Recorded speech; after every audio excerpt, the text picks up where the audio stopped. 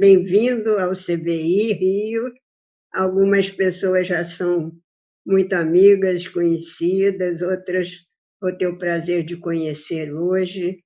Essa é uma roda de conversa que nós já vimos alimentando há algum tempo. Começou com o nome Cuidando de Quem Cuida, depois passou para a roda de conversa, mas sempre com essa pegada Cuidando de Quem Cuida. É um espaço onde nós vamos ter a liberdade de convidar pessoas de várias experiências, com várias experiências em deficiência. E agora nós estamos, desde a última vez, nós estamos fazendo pares entre familiares. Da última vez, e foi uma roda muito simbólica, muito forte, muito sensível, porque foi a última roda em que o Zé Carlos, nosso presidente, esteve presente, comandando e orientando a roda, e, como sempre, com seu vigor, com a sua vitalidade, e dando muito de si para criar situações novas, criativas, para as pessoas que estavam presentes. Hoje eu vou apresentar a vocês um pouquinho do CVI, mas acho que grande parte já conhece. O CVI é uma organização sem fins lucrativos e que foi criada em 1988 por um grupo de pessoas com deficiência. Basicamente, fomos eu, Sheila e Rosângela, né, que foi a grande incentivadora do CVI no início da nossa jornada. E, desde então, nós temos percorrido essa trajetória sempre em busca da inclusão, do protagonismo da pessoa com deficiência e de todas as maneiras de poder fortalecê-la para esse protagonismo. E hoje nós vemos com mais nitidez o resultado dessa conquista, porque hoje nós vemos grupos em que as pessoas já falam por si mesmas. E hoje nós vamos ter um exemplo disso, né?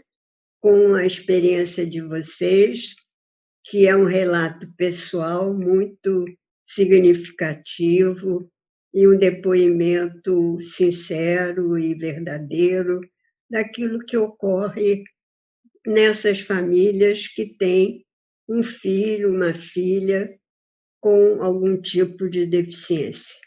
Então, eu dou a palavra para Leila, para então você coordenar aí a roda, né? Fazer circular a roda. E boa noite a todos. Estou aqui presente para animar também o debate. Então, assim, eu estou super emocionada assim, de estar conduzindo essa roda, né? Ainda mais substituindo, de alguma maneira, a posição do Zé Carlos, querido, né? Eu espero que me ilumine, como Está sempre, iluminado. na alegria dele, né? Na condução da vida dele, né? E então eu vou assim combinar uma coisa com vocês, quer dizer, vou chamar os 4 palestrantes para vocês contarem um pouco das experiências que vocês têm, cada um tem uma vivência com um filho com alguma deficiência específica, né? Vocês vão ter uns 5 minutos para contar um pouco o que é essa experiência, o que é ter, né, a relação com esse filho, com essa, enfim, um pouco da história de vida, e depois a gente parte para perguntas, ok? As perguntas, quando a gente entra nas perguntas, em vez de ficar escrevendo no chat, a gente combina de levantar a mão e aí a gente coordena quem faz a pergunta primeiro, enfim, tá? Para ficar uma coisa mais dinâmica, que hoje nem está tão cheio como da outra vez, né? Na primeiro encontro. né? Então, eu queria primeiro chamar a Andréia Polônia. Ela é professora de educação física, é fundadora do Juntos, grupo, e da série E Se Fosse Seu Filho. Eu acho que ela tem muita coisa para contar, é super dinâmica, e ela é mãe da Rafa, que tem 20 anos, que tem uma síndrome rara chamada, deixa eu ver se eu vou falar certo, Algeman. Aí a Andréia pode falar melhor, né? Depois a gente vai ter a fala do Paulo, que é um empresário de Presidente Prudente, que tem um filho pequenininho com síndrome de Down. Ele tem um trabalho grande também em movimentos. Ele é fundador do movimento Um Gás na Síndrome de Down e Projeto Laços, que ele vai também escrever e falar, além da experiência dele como pai. A gente quer muito essa experiência da paternidade, da maternidade, tá? Depois a gente vai ter o Pedro da Luz Moreira. Ele é arquiteto, é ex-presidente do IAB, do Rio de Janeiro, é ex-sócio da ARC5, Arquitetos Associados, é professor da UF, coisa pra caramba. Ele tem filhos, peraí, vou saber o nome deles, Daniel e Felipe. O Felipe, ele é autista não verbal, né? E, para finalizar, a gente vai ter a Suelen, né? Que é analista de sistemas da UFRJ, da UERJ, né? Eu acho que é UERJ. E ela é mãe de 3 filhos, né? O pai tem 22 anos, a Estela, que é gêmea da Sofia, e a Estela, ela teve paralisia cerebral. A Suelen também eu estou conhecendo ela hoje. Ela também faz parte do Juntos, faz parte do Grupo do Bem, então são todos bem ativos, bem participativos da vida, das questões das pessoas com Está pela Andréia? Boa noite.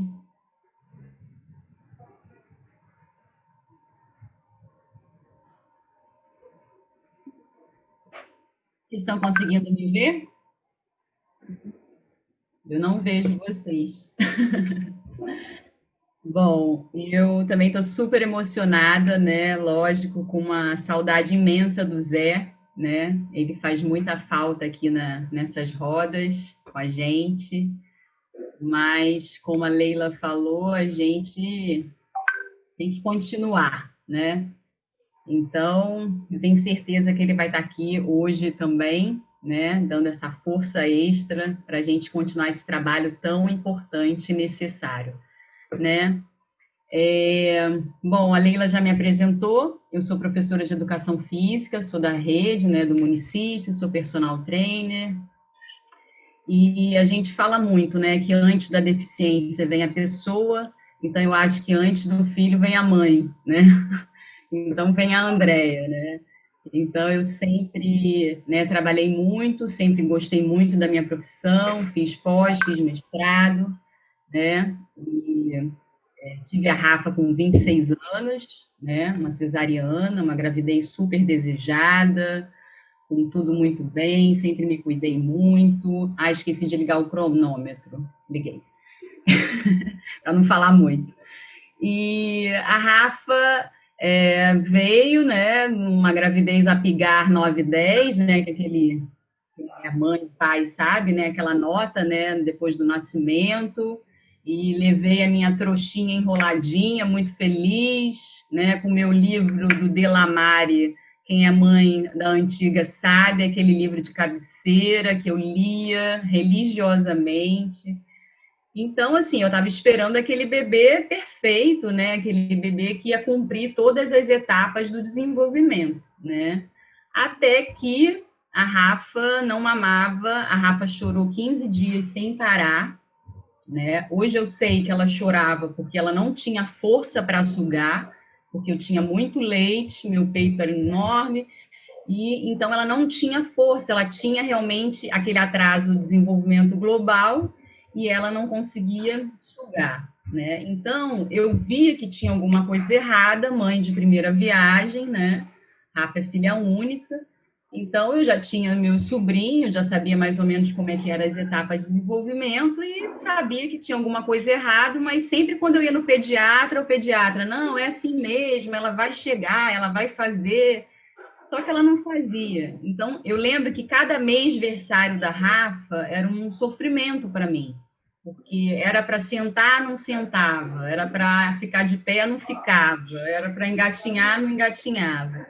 Então, eu sabia que tinha alguma coisa errada, até que eu vi um nistagmo no olho dela, na verdade, foi uma médica amiga, né, que também é um sinal de falta de tônus, né, muscular, porque acaba sendo uma falta de tônus no corpo inteiro. Então, com 7 meses, eu levei meu bebê, aquele bebê super desejado, né, perfeito, Johnson, para um neurologista, né? Então, ali começou a minha trajetória de tentar descobrir o que a Rafa tinha, né? Então, é uma coisa importante a gente pensar que dentro da deficiência existem várias, diversas deficiências, né? E às vezes, para você fechar um diagnóstico, você demora muito tempo e às vezes não consegue fechar um diagnóstico, né? Então, assim, para a gente pensar, a gente tem mais ou menos 13 milhões de doenças raras no Brasil. Mais ou menos 6 a 8 mil tipos de doenças raras no Brasil. Então, a gente não tem ideia da quantidade de doenças raras que a gente tem, né? A doença, né, a síndrome da Rafa se chama Angelman, né? É uma deleção do cromossoma 15. Uma das características é a ausência de fala, hiperatividade, convulsão, né?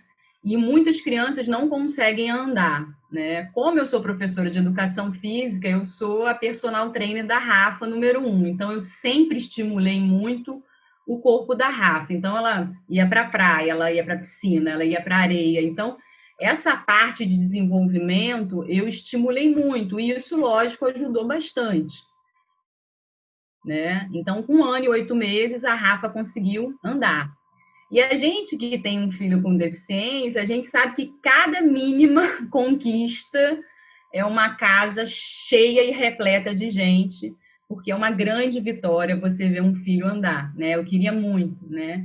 E a Rafa cumpria as etapas de desenvolvimento, mas com um tempo maior, né? Eu fechei o diagnóstico da Rafa, ela tinha 4 anos, né? Mas antes do diagnóstico, eu estimulei muito. Ela já fazia fisioterapia, ela já fazia TO, né? Ela já fazia fono. Então, eu acho que esse início, quanto antes você descobrir e fechar o diagnóstico, é uma corrida contra o tempo. Você está ali conseguindo estimular mais o seu filho. Eu fechei o diagnóstico no Sara Kubitschek, que na época tinha pouquíssimo tempo aqui no Rio, que era um centro importante em Brasília. A gente conseguiu fechar esse diagnóstico. E por que fechar o diagnóstico? Eu gosto muito de uma frase que é: o diagnóstico, ele é a linha de partida, ele não é a linha de chegada. Mas você descobrir o diagnóstico do teu filho te faz conversar com outras famílias, conhecer outras pessoas, né? Famílias que vivenciaram, né, a síndrome, como seria esse universo. Isso eu estou falando de uma época que a Rafa, isso em 1999, né? A Rafa hoje está com 20 anos. Então, assim, eu comecei a trocar com famílias por e-mail, né? E essa troca ajuda muito, essa rede ajuda muito. E eu acho importante dizer que tem altos e baixos, né? Não é, né, nenhuma linha contínua. A Rafa já teve baixos, já teve altos. Hoje ela está muito bem, com 20 anos, ela estuda numa escola especial, né, em período integral. Eu sempre trabalhei, né, intuitivamente, eu nunca abandonei meu trabalho, eu acho super importante. E sempre tive a ajuda da minha família com a Rafa, né, da minha mãe, da outra avó também. Então, eu acho que essa ajuda da família é importante para a gente voltar a trabalhar, né? E eu acho que tem uma frase também clichê que a gente a máscara de oxigênio tem que ser primeiro para o cuidador, né? Você só salva alguém se você colocar em você primeiro. Então, esse cuidando de quem cuida foi a primeira palestra que eu fui no CVI, que eu amo esse tema, que eu dei ideia para um documentário em 2011 falando sobre isso, mostrando a realidade de família. A gente passou esse documentário no CVI. E depois, em 2016, eu falo que a fundadora do Juntos é a Rafa, né? Porque ela é a fonte de inspiração para o meu trabalho. E a gente veio com Juntos, que é isso, é uma rede de familiares de pessoas com deficiência, para a gente acolher famílias, informar as famílias sobre esse universo da pessoa com deficiência e conscientizar cada vez mais, né? Um mundo mais humano, um mundo mais inclusivo. Eu acho que é para isso que eu trabalho bastante. Já passei meu tempo. Estou tensa com o tempo. Pois é, mas vamos lá, mas passou, mas não tem problema, é sempre bom te escutar. Né? Vamos para o Paulo? Pode ser, Paulo? Liga o seu microfone.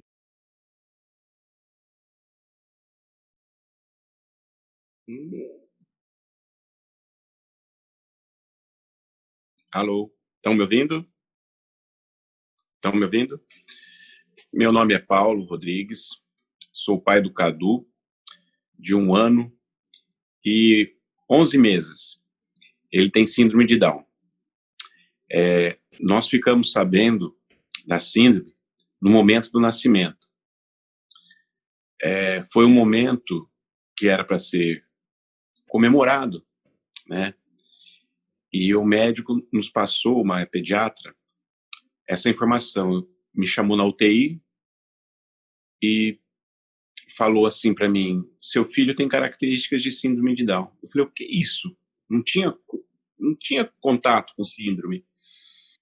E ela falou assim: pai, é isso que eu tenho que falar. E virou as costas e nunca mais apareceu. Então foi um momento que foi tenso, que eu tinha que falar para minha esposa. Ela estava anestesiada, como é que eu ia falar? Eu fiquei sem chão, né? Não sabia o que síndrome de Down. Tá, não me passaram informação, eu não tinha conhecimento, né?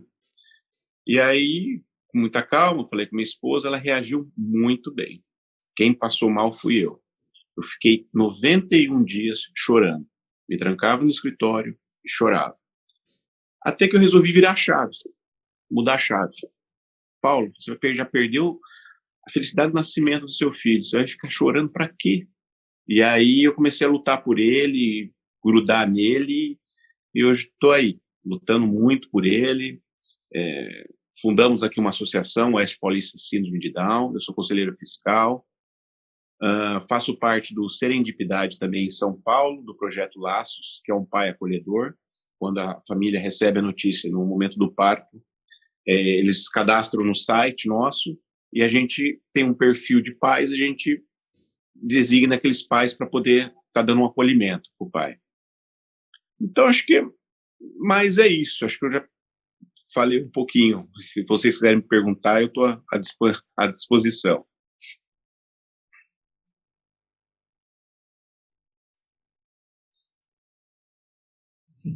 Fiquei curiosa com todos os movimentos que você está envolvido. Super legal. Tá? Vamos lá, Pedro. Vamos contar você? Vamos. Bom, vocês estão me ouvindo bem? Boa noite aí a todos. Acho que essa iniciativa do CVI é super legal. Acho que a Leila me chamou e eu estou sempre à disposição. Não sei se a Leila chegou a comentar com vocês. Hoje eu tinha uma apresentação da minha pesquisa na UF e houve um ataque de um hacker. Eu fiquei até com medo de acontecer a mesma coisa aqui, porque a gente suspendeu uma coisa horrível. Começou a aparecer até pornografia, uma coisa horrível. A gente está levantando a hipótese de ir até numa delegacia e fazer uma denúncia, né? Um BO.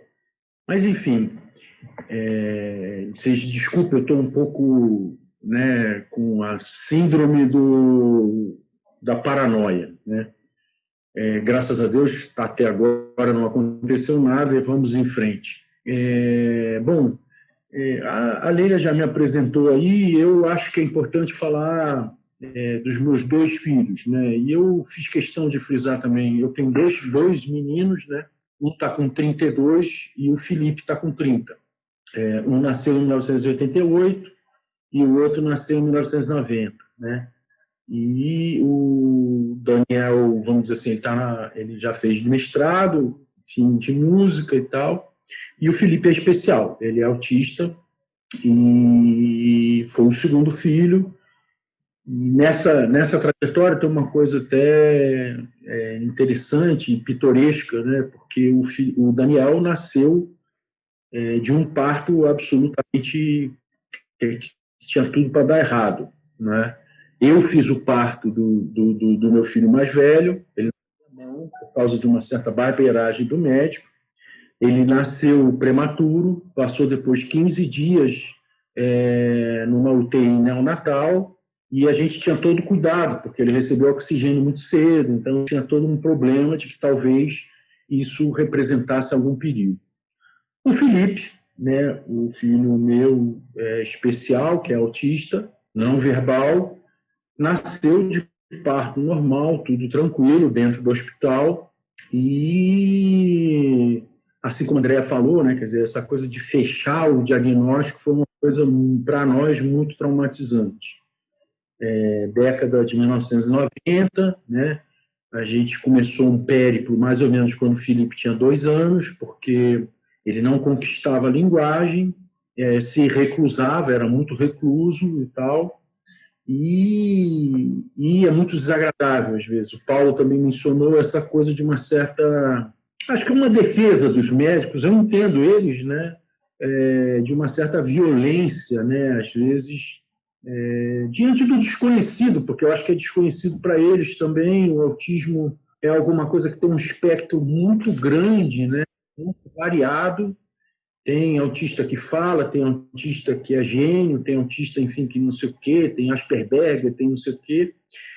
Então, uma das grandes angústias foi exatamente fazer isso que a Andrea mencionou aí, que é fechar o diagnóstico. Mais ou menos até 2 anos e meio, a gente tinha várias coisas que podiam, não, vocês estão exagerando, daqui a pouco ele vai começar a falar, ou então não é nada, ou então é outra coisa muito mais grave, e faz isso, faz aquilo outro. Enfim, era uma grande angústia. Uma questão que foi muito dolorosa, assim, muito mais para minha ex-mulher, que é a Mônica, que a Leila e a Clara conhecem bem, né? Porque naquela época existia um clássico e que botava uma grande culpa sobre as mães, sobre o diagnóstico de autismo. Não sei se vocês sabem disso, mas existia o diagnóstico da mãe geladeira, né? E que gerava, portanto, filhos que tinham essa questão. E eu, quer dizer, eu tentava, não, acho que não tem nada disso, a gente foi procurar psiquiatra, psicólogo, tinha já pessoas que, não, isso é besteira, não existe. Enfim, foi um momento assim também muito doloroso, né, muito complexo, diante de uma coisa que a gente até hoje não sabe muito bem como lidar, mas o Felipe tem o modus vivendi, ele está até hoje aqui comigo, né? Eu e minha ex-mulher temos mais ou menos um esquema, um fim de semana ele fica comigo, toda segunda para terça ele dorme comigo, toda quinta para sexta também ele dorme comigo.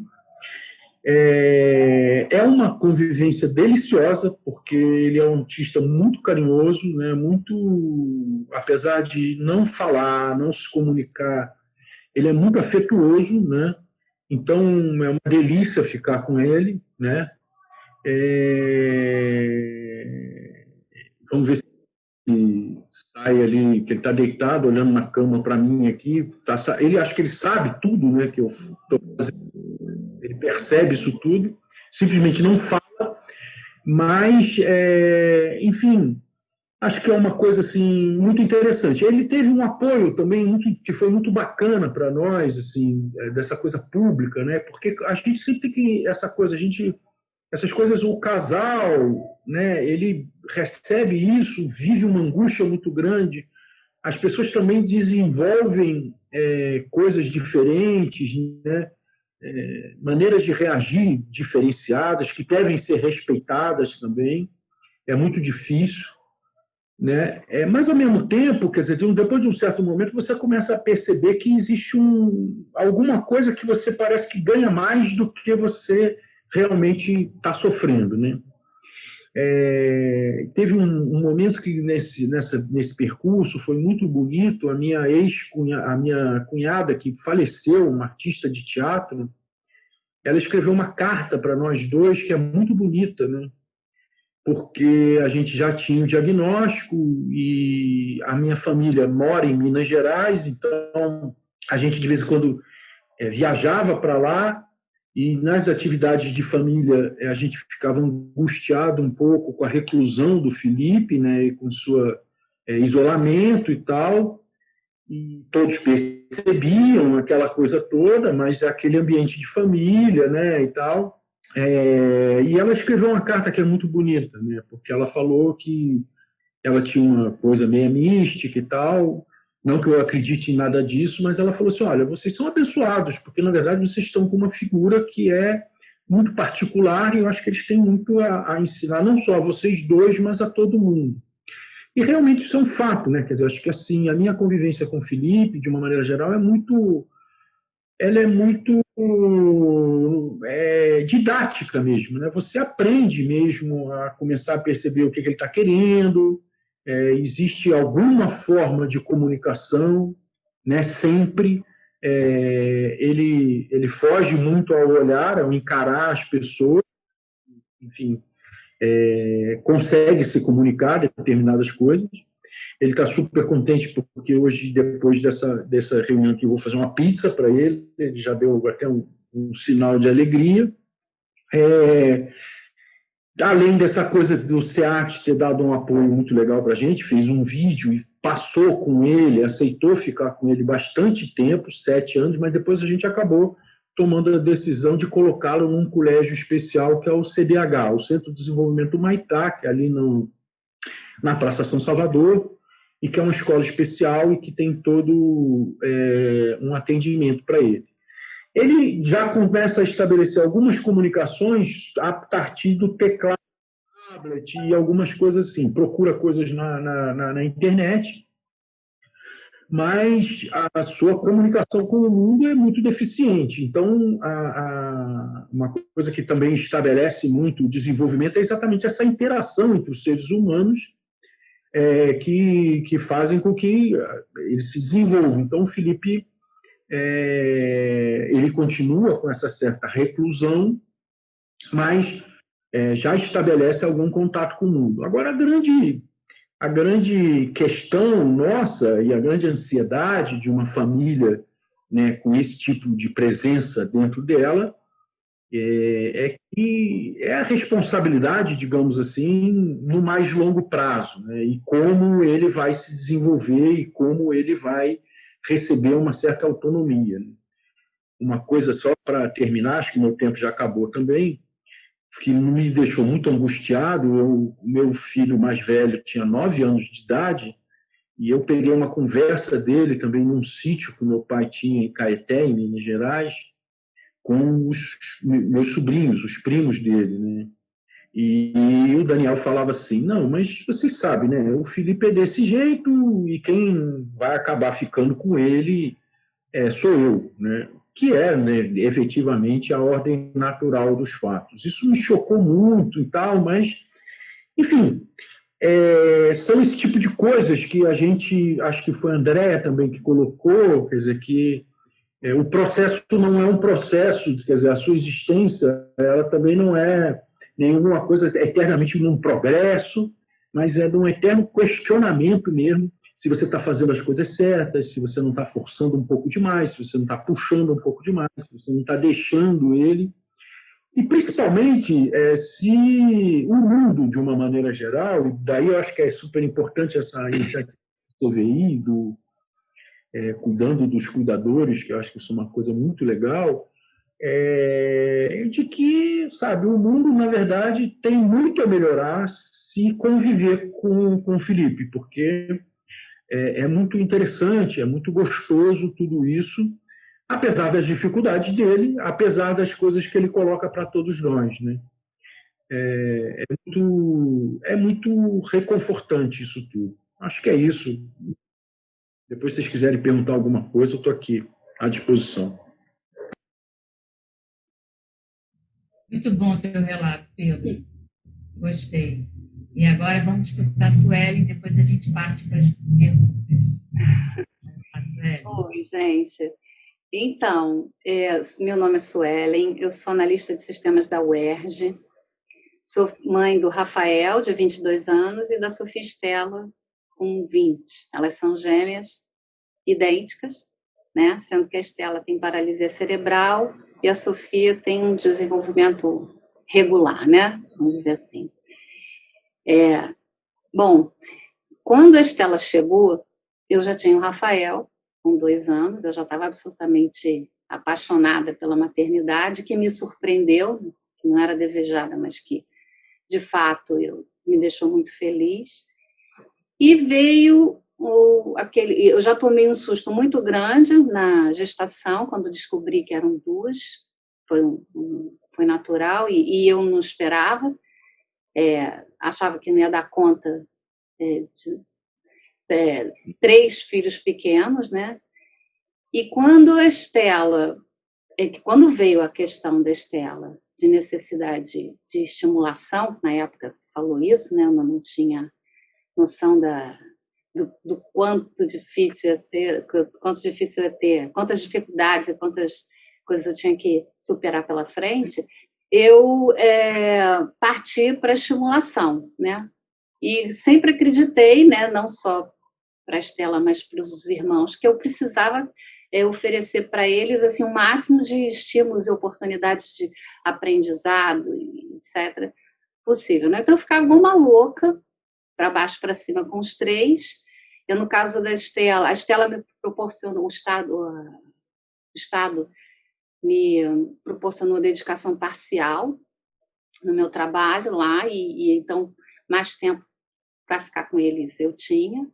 Só que, assim, muita estimulação, só que até que ponto, né, eu não sacrifiquei muita coisa para correr para baixo e para cima, para a Estela fazer, para a Estela, Rafael e Sofia fazerem tudo que eles fizeram, né?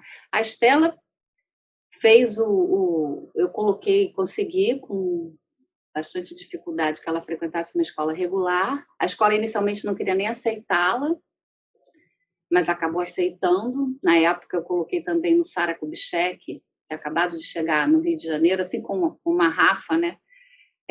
A Estela também foi do Sara, e o Sara me apoiou na entrada para a escola regular, e a Estela ficou.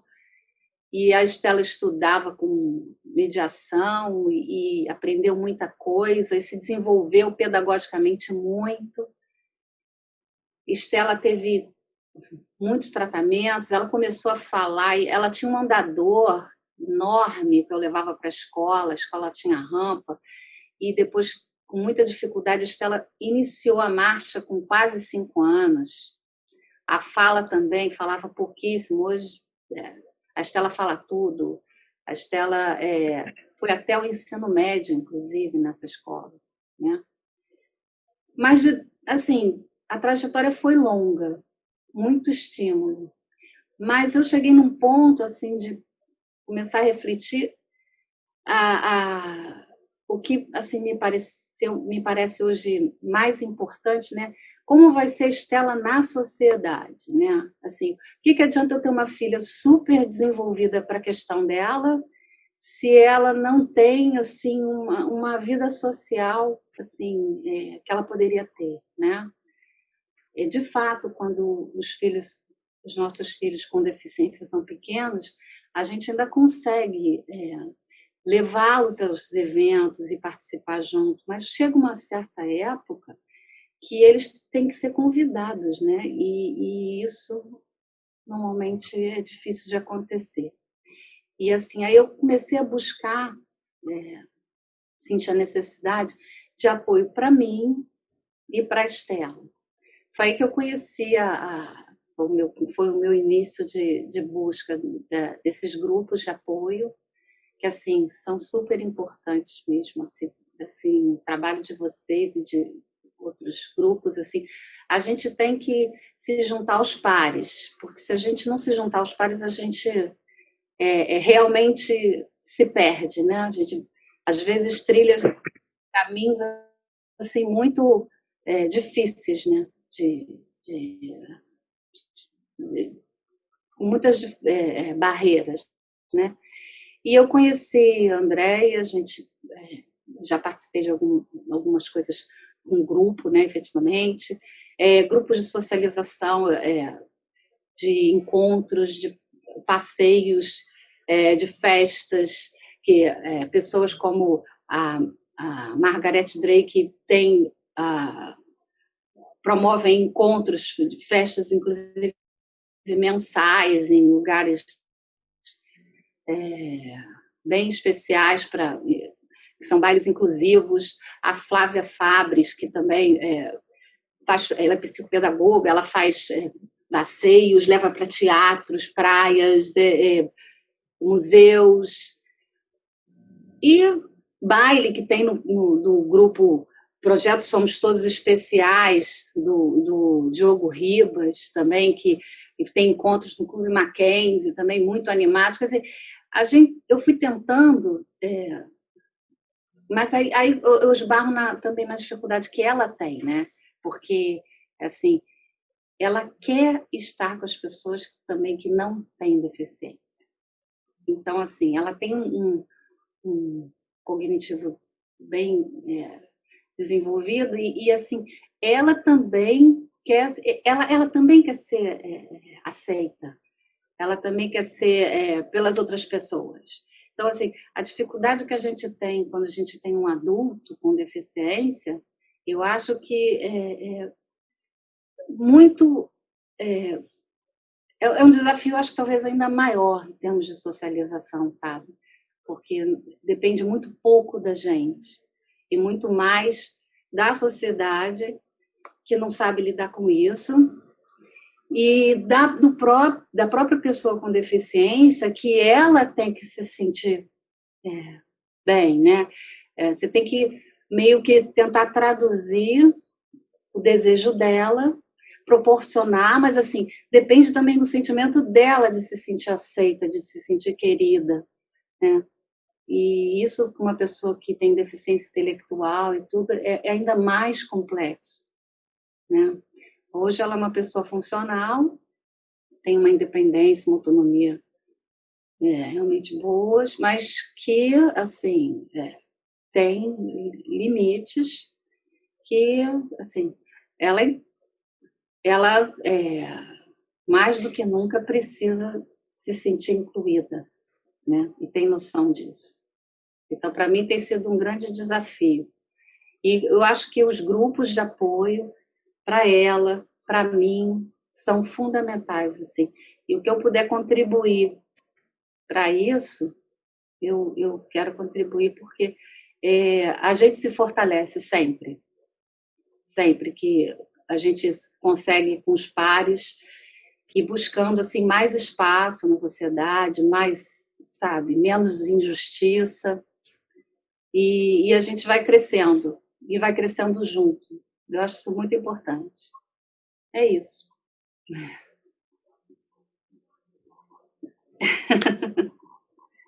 Muito bom, muito bom, muito bom. Se alguém quiser fazer uma pergunta, eu sugiro assim, botar a mão para cima. Opa, vamos lá. Vai lá, Lília, liga o seu alto-falante.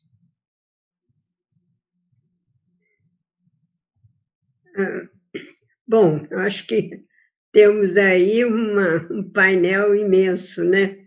Muita coisa dita, muita coisa sentida, e cada um com uma história muito forte, né? Muito densa e com um trabalho incrível, né? Para se chegar a um resultado. Duas coisas me chamaram a atenção. A questão Eu acho do Pedro, que traz o futuro desses filhos, né? A questão de quem assumirá uma responsabilidade sobre eles, ou que outro tipo de demanda a gente pode construir para que o Estado também seja responsável nessa história.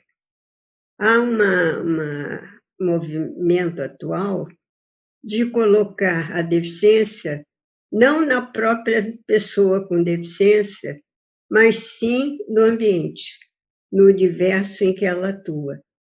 A sociedade se torna deficiente na medida em que não atende a uma demanda de natureza humana, né?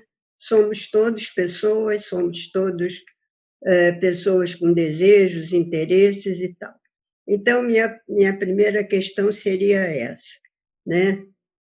Isso eu acho que é uma preocupação constante nos pais.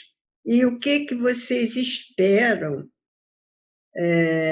de que venha a surgir para isso ser uma questão compartilhada, né? Família tem uma responsabilidade, mas não é só a família, a sociedade também. E isso é o que vocês pensam sobre isso. E uma outra coisa, sem deixar de pontuar a violência, né, que ele, desculpe o nome do médico, né, que deu um diagnóstico assim abruptamente, né, para o pai, e que foi de uma violência incrível, que eu acho que não é só não saber, não conhecer, não se impactar, mas eu acho de uma total omissão, né? Porque isso não se deixa a pessoa com uma carga dessa, com uma responsabilidade dessa, sem saber do que se trata, né? E outra última pergunta, é uma questão que vocês trazem com muita intensidade, que é a questão da adolescência e do mundo adulto, né? Das pessoas com qualquer tipo de deficiência. A Suelen fala de uma coisa muito interessante, que bom, ela atualmente tem os grupos de apoio, participa, mas ela também quer ser aceita no grupo comum de pessoas. E como se encaminhar para isso, né? Bom, então são essas as questões. A Andréia falou que queria responder. Vai lá.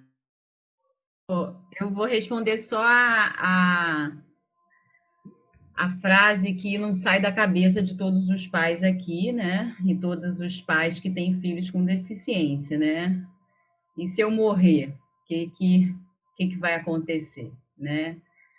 Então, assim, eu no meu caso específico, que só tenho a Rafa, né?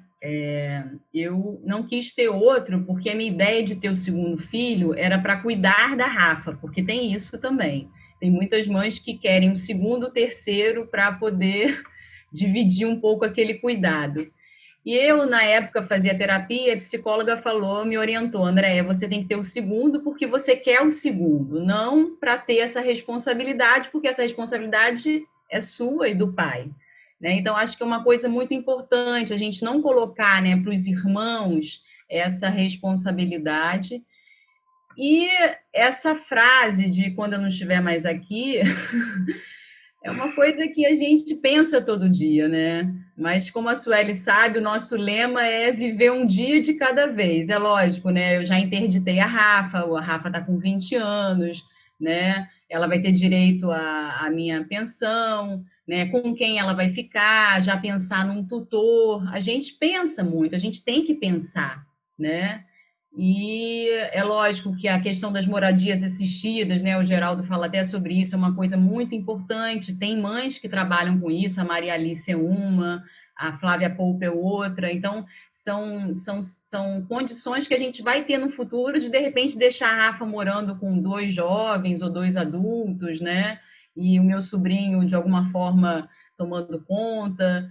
Então, esse eu acho que é o futuro. E outra coisa é uma pessoa cuidando, né? Que isso eu via muito tempo atrás na Costa Rica, que é um cuidador, né? Que vai na sua casa para dar uma assistência, porque realmente eu tenho uma pessoa que me ajuda com os cuidados com a Rafa. A Rafa é uma pessoa que não consegue fazer nada sozinha, ela não se alimenta sozinha, ela não se veste sozinha, ela não consegue tomar banho.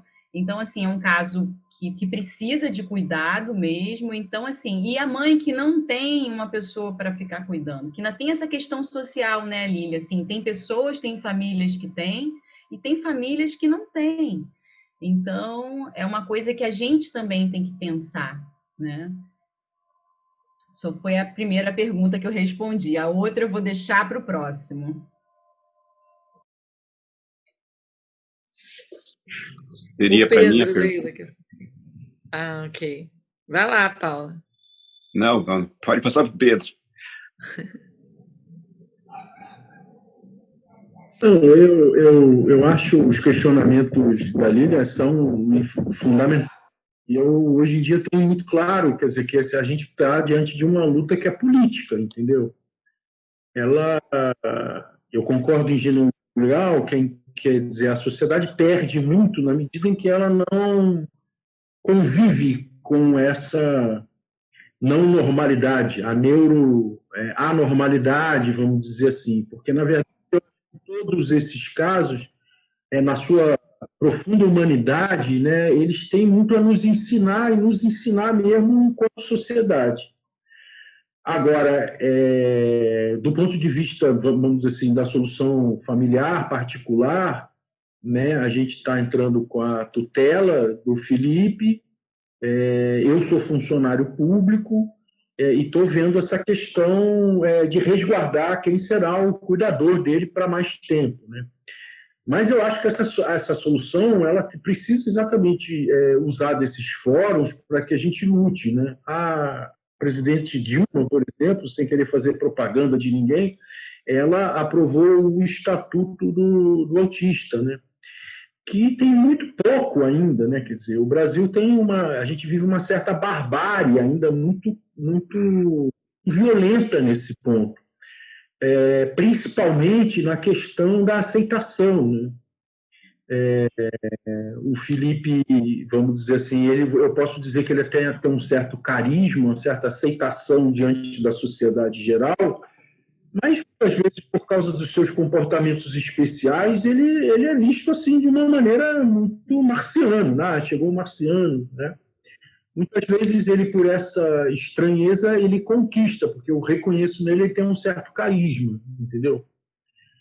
Por exemplo, tem muito um programa que eu faço com ele, que é, às vezes, ir numa pizzaria aqui perto e tal, e como ele não interage com os garçons, essa coisa toda, depois de um certo momento ele invade a cozinha do lugar e começa a pegar o que quer, entendeu?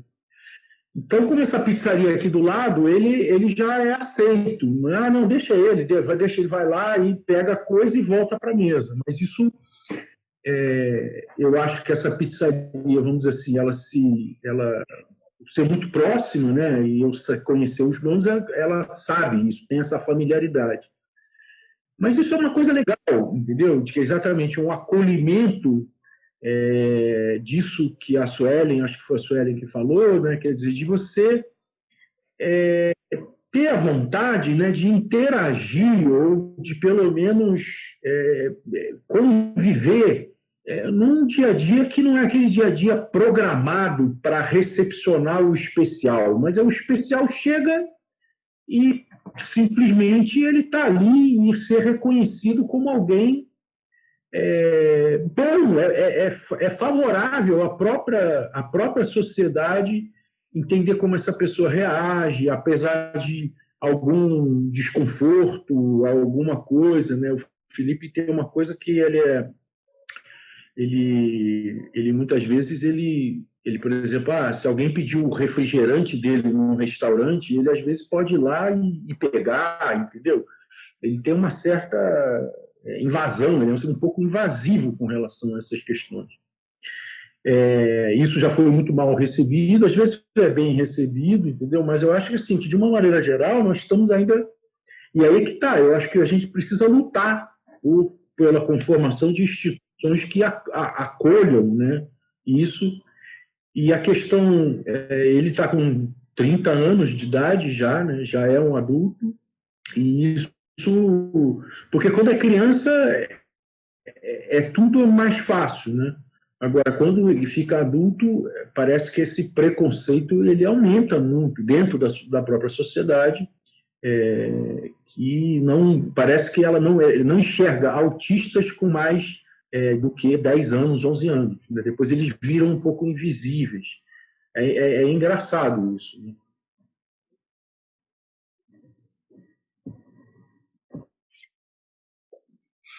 Você quer completar, Paulo? Sim, falando sobre o futuro, eu estou no começo ainda, né? O Cadu vai fazer 2 anos e ainda não penso no futuro, muito no futuro. Eu vivo dia a cada dia, né? No futuro a gente pensa um pouquinho. Então, ele tem uma tia que tem 15 anos, que é vamos dizer, que é a madrinha dele, né? Mas eu já vejo também aquela coisa que ela não tem muito perfil, então a gente já fica preocupado, mas a gente já vê um perfil numa prima que ama ele, com 4 anos, gruda com ele para cima e para baixo. Então eu ainda não consegui ainda pensar muito no futuro do Cadu. Eu estou vivendo hoje, cuidando das físio, fono, TO dele, por enquanto. E sobre essa coisa que eu senti no dia lá que a médica me passou, muitos pais com filho que sabem no nascimento, do pós-parto, nós estamos no Albert Einstein fazendo um protocolo para que seja repassado para todos os hospitais do Brasil, para como tem que ser dada essa notícia. Uma forma mais, não como um problema, mas sim como um filho como outro qualquer, que depois que a gente vai ver, que a gente tem um relacionamento com outras pessoas que tem, e ver que vai ter umas dificuldades, mas a gente vai lutar por eles, né? Eu também queria agradecer vocês, porque se o Cadu tem essa possibilidade hoje de ter físio, fono, TO, foi por causa de vocês. Lá em 1990, 1988, 2000, começaram com esses movimentos. Então, já gerou para o Cadu uma estimulação precoce, entendeu? O Serendipidade também, nós vamos ter outros tipos de acolhimentos de outras síndromes. Logo, logo vai ter mais pais acolhedores de outras síndromes também. Outra coisa que também tem um projeto em São Paulo, para 1.000 alunos, parece ainda, eu sei alguma coisa assim por cima, de empresários que vão montar uma escola de forma inclusiva. É o pessoal da classe média alta, esses alunos, para poder ter a inclusão, para viver com todo tipo de gente, todo tipo de pessoa, para ver se muda a cabeça dessas crianças já de início, do começo, né? É mais isso que eu tenho para falar.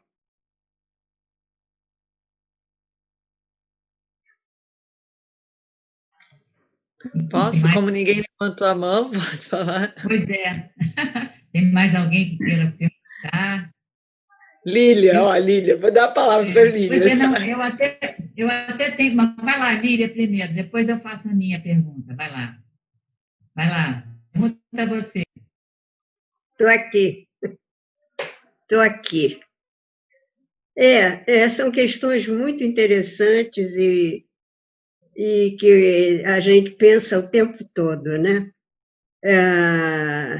Eu acho que tenho a assinalar, acho que é uma coisa muito importante, esses grupos de pais, né?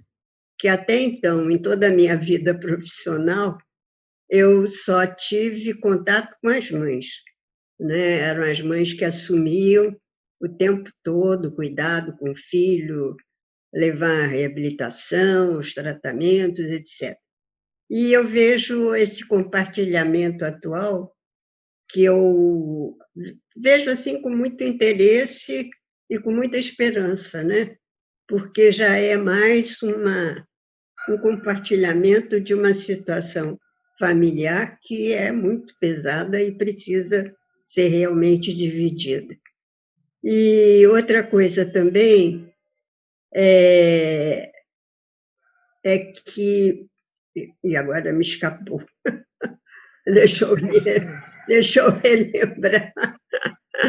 Não, eu acho que a questão também como Pedro falou, é uma questão mais política, e a Andrea também assinalou, que nós vivemos num país totalmente miserável, né? Onde as pessoas não vão poder atuar para poder proporcionar esse tipo de medidas que são muito ligadas a pessoas que têm algum recurso, né, econômico. E então eu acho que a grande pressão atual é sobre essas políticas públicas que, em vez de tirar, que elas recoloquem ou avancem nessas defesas, né, das pessoas com deficiência. E eu acho que, pelo que o Paulo diz, já há um avanço, né, Paulo? Porque, pelo menos, já se encontra atualmente um avanço, um maior apoio que antes nem existia, né? E outra coisa, assim, para terminar, é mais um comentário, que assim como a sociedade não se responsabiliza, e é uma questão que o Pedro traz muito foco, o que a sociedade faz com essa realidade, né? As pessoas não nascem apenas comuns, sem nenhuma limitação, sem nenhuma deficiência, enfim. Essa diversidade também ocorre por aí. E uma das questões fundamentais nessa parte de aceitação, de inclusão, é a questão do preconceito e, principalmente, o preconceito atitudinal. É isso que vocês vêm trazendo, né? O quanto há de uma profunda insegurança de como esse filho vai ser aceito, é só em ambientes ultra familiares, conhecidos, como é que vai ser essa inserção num mundo mais amplo, né? Como eles vão poder exercer esse protagonismo? Eles querem buscar, mas não encontram essa reciprocidade.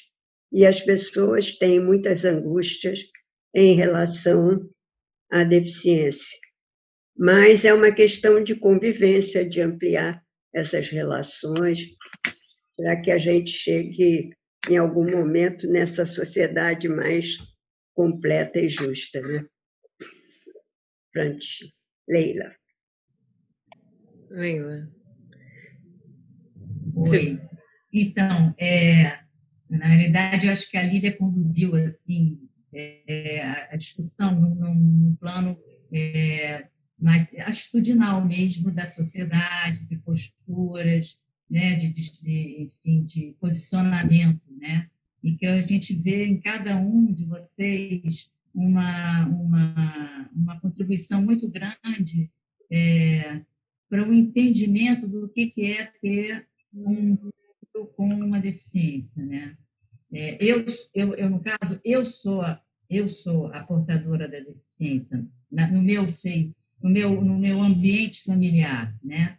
Então, o que eu fico pensando e que eu fiquei curiosa, né, antes de escutar vocês, de escutar a Lília e a condução que ela fez, que foi perfeita, a minha grande curiosidade, porque o efeito de eu ter me tornado uma pessoa com deficiência, e que é duro para burro, né? Como é muito, assim, acontecer coisas da vida que a gente nunca imaginou que podia acontecer. Eu nunca imaginei que podia acontecer comigo, aconteceu, né?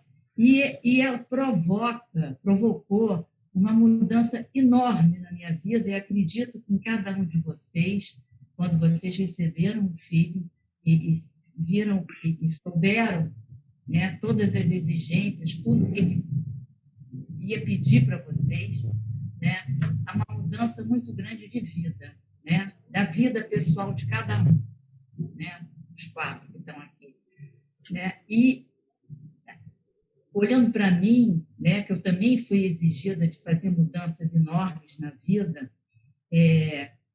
eu também tive um ganho muito grande, né?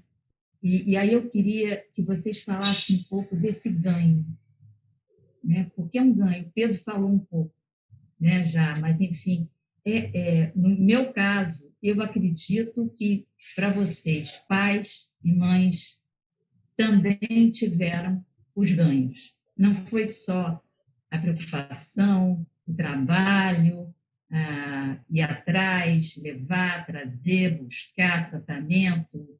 Eu acho que tem tudo isso que realmente precisa de ajuda familiar, institucional, mas que, enfim, no meio disso tudo, a gente tem ganho. E eu queria que vocês pudessem falar um pouquinho desse ganho. Quem se habilita? Quem se habilita, Eu Pedro. posso falar. Oi. Eu, assim, Peraí, deixa eu desligar. não é muito mar de rosas, entendeu? Existem dificuldades, né? Existem uma série de coisas que são complicadas. Acho que acho que foi a Suelen que falou, e eu acho que ela falou muito bem, de que a gente, e o Paulo também, né? De que a gente tem uma determinada hora que a gente não pode só ficar planejando, a gente tem que passar a viver intensamente o dia, né? O dia tal qual ele acontece, tal, não sei o quê.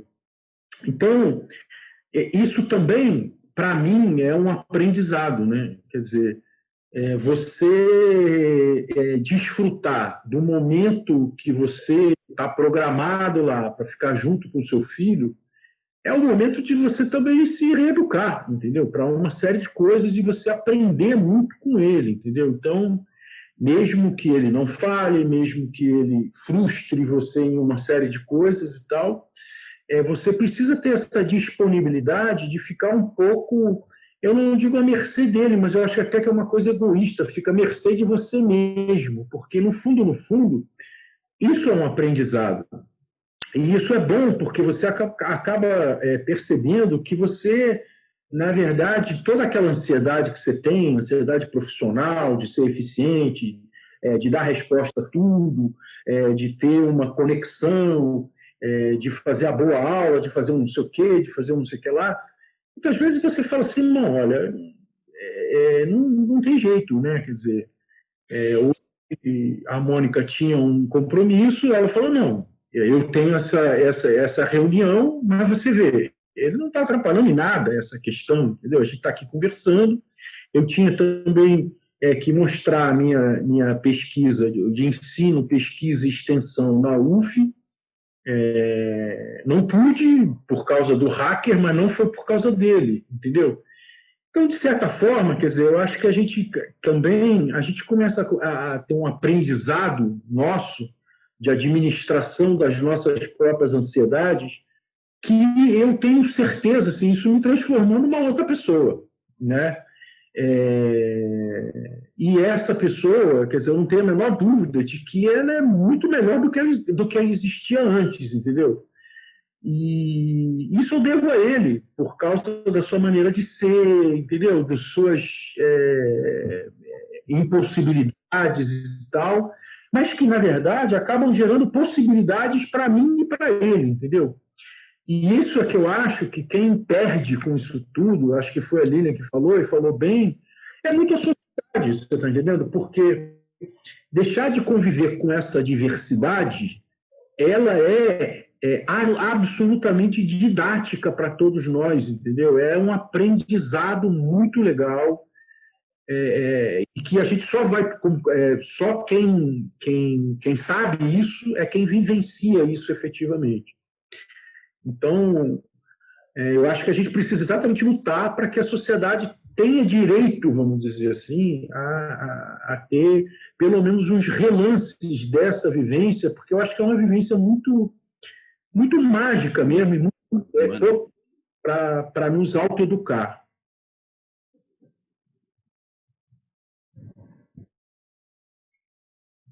Eu também me Suelen. sinto melhor agora, vou contar, hein?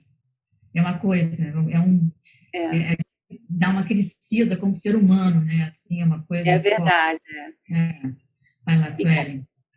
Completando o que o Pedro falou, eu acho que, para mim, assim, a convivência com a Estela me mostra muito o melhor das outras pessoas. Porque, de acordo com a vivência que a Estela proporciona com as outras pessoas, eu vejo nitidamente, assim, como, para mim, para o meu julgamento, algumas pessoas são, assim, extremamente iluminadas e outras não. Porque, assim, a grande maioria eu acho que não sabe lidar, mas tem pessoas que se esforçam e tentam compreender e tentam fazer uma inclusão de verdade, enquanto que outras, assim, elas ficam sem saber o que fazer e, assim, às vezes não conseguem dar nem um pouco de afeto, enquanto que outras são repletas de afeto e acolhem. E, assim, então, a Estela me mostra muito o que tem de bom nas outras pessoas. Assim, eu vejo através dela isso.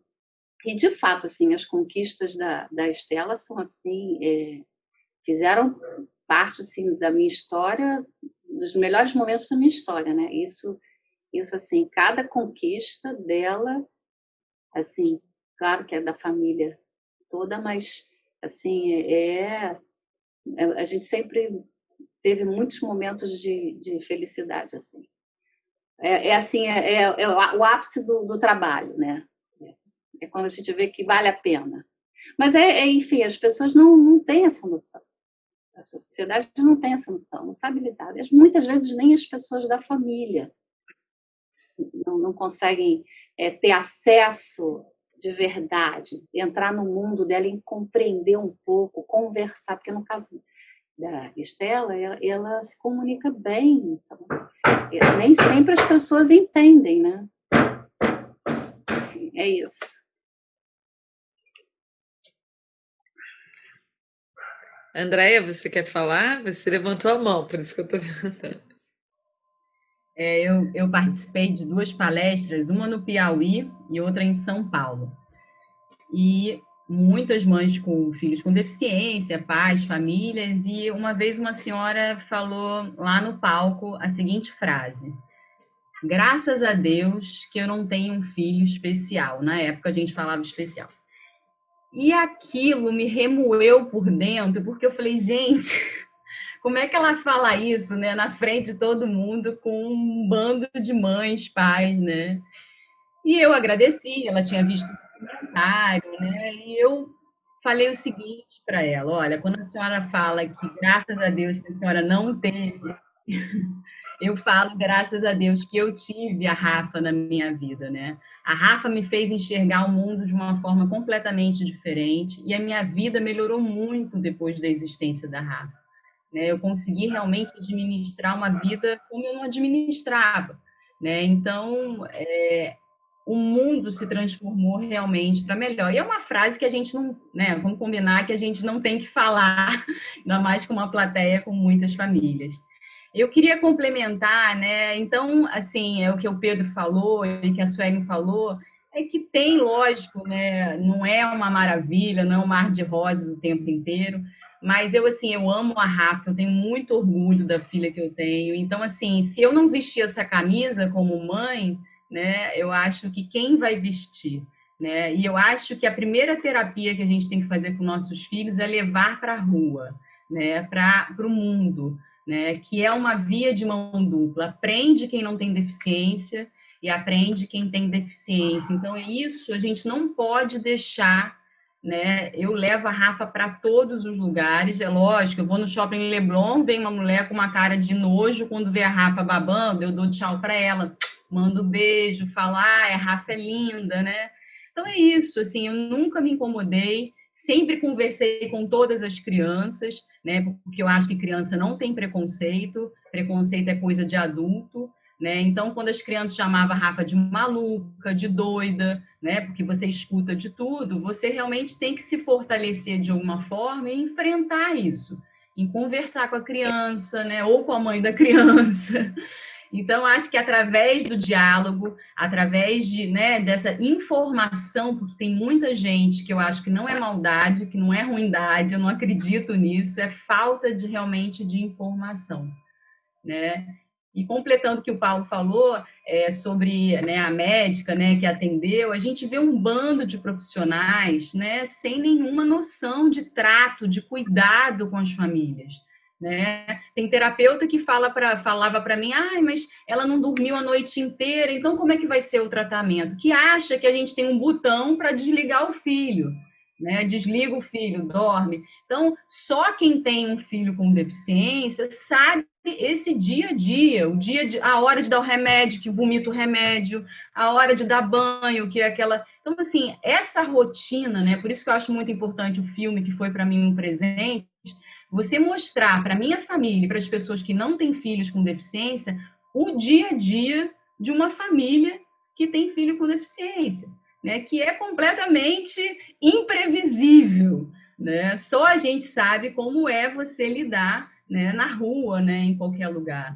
E completando o Pedro, que não é só o autismo, Pedro, eu acredito muito que são todas as deficiências, esse aprendizado, assim, esse medo do futuro não é só com autismo.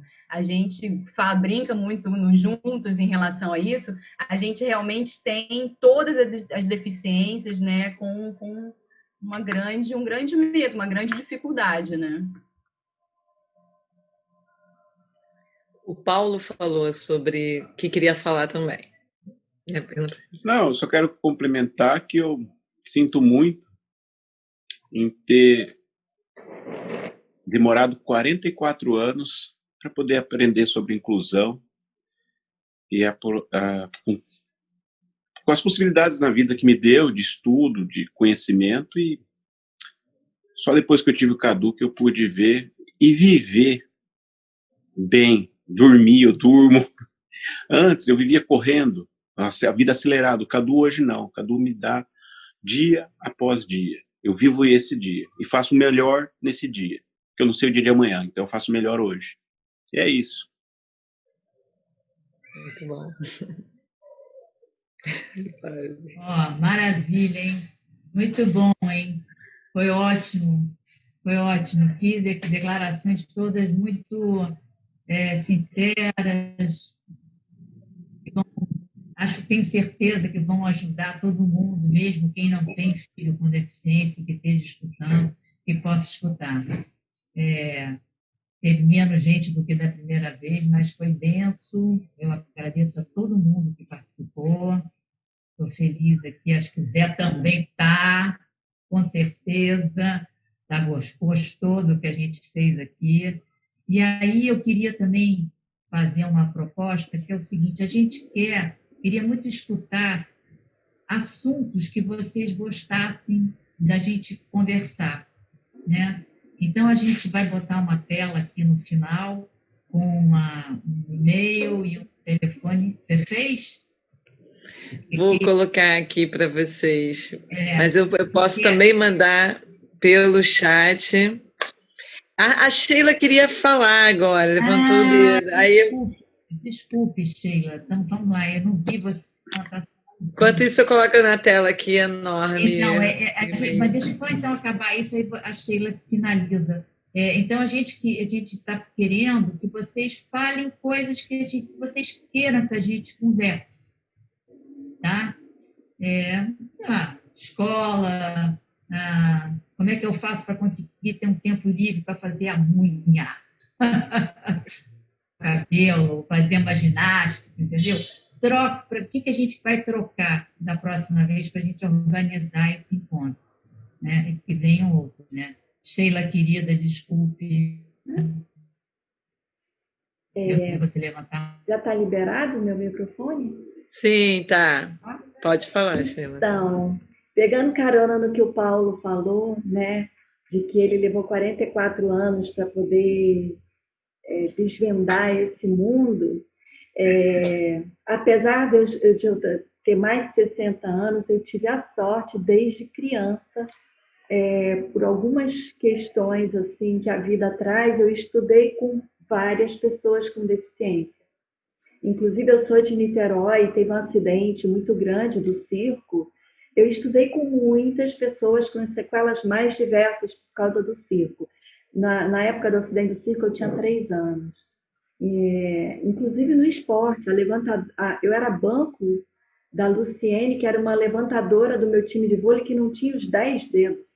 E ela levantava muito mais do que eu, que tinha os dedos.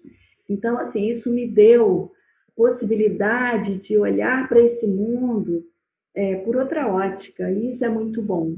E outra coisa também, assim, apesar de todas as histórias que a gente trouxe hoje aqui, foi desde o momento que chega na vida, eu acho que conviver com a diferença vai nos recordar sempre que a vida é um ciclo, né? E que todos nós nascemos super dependentes, alguns se desenvolvem bastante dependentes e depois todos vamos ficar dependentes novamente.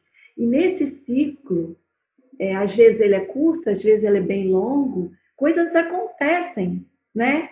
E assim, você pode ter um filho, você pode ter muitas coisas, ele pode preencher as expectativas inicialmente, mas, assim, a gente não sabe o que a vida nos oferece.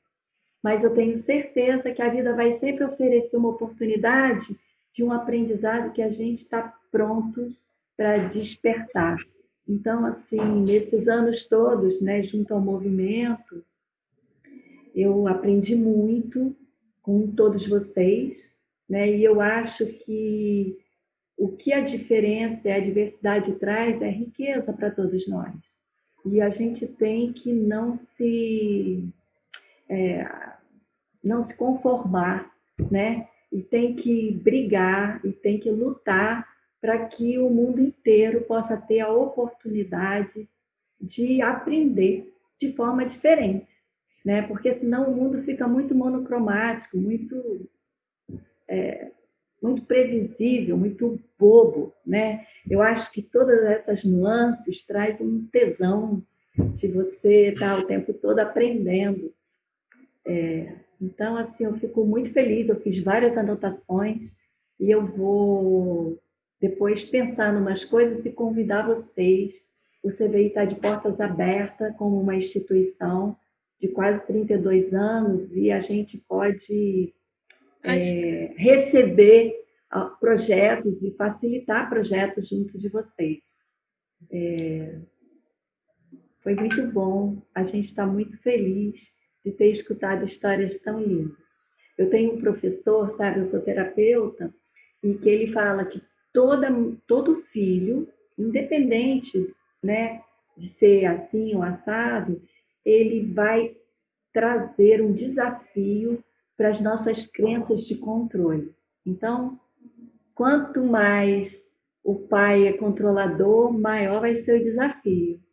Assim, eu acho que toda maternidade, paternidade vai estar desafiando isso e eu acho que essa é a grande riqueza, né? De você poder ajudar a desenvolver um ser humano para tornar esse mundo melhor, né? Porque vamos combinar que esse projeto humano ele está meio estranho, né? A gente tem, e eu acho que é nossa responsabilidade poder tornar esse mundo mais colorido. Gratidão por todos vocês.